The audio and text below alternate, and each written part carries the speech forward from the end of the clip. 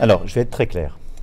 Lorsqu'on dit il n'y aura pas de visa, on annule tous les événements qui seraient faits en France avec des artistes venant du Burkina, du Mali ou du Niger, c'est faux.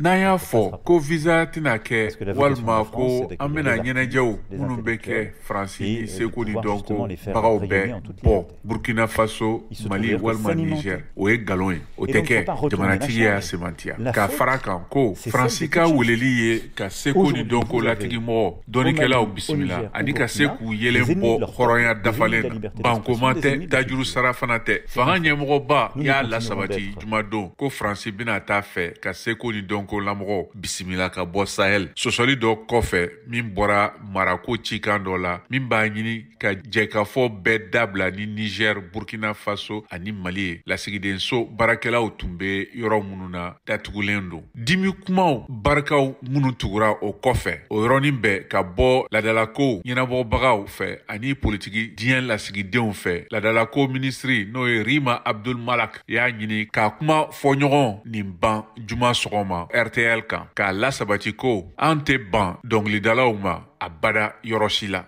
a y'a jira fana ko cikan dɔ bɛna ci jumadon a ka baarakɛlaw fɛ min bɛ nin cikan ni jɛya juye kalo o tile 29 ani ut kalo o tile 8nan na faransi y'a ka yiriwali dɛmɛni ni baarakɛ nafolo dɛmɛni walew bɛɛ tigɛ niger ani burkina faso ye novembre kalo san 2002 a tun y'o kɛ mali la ka ban. Pourquoi nous continuerons d'accueillir les artistes de tout le continent africain comme les intellectuels et les chercheurs.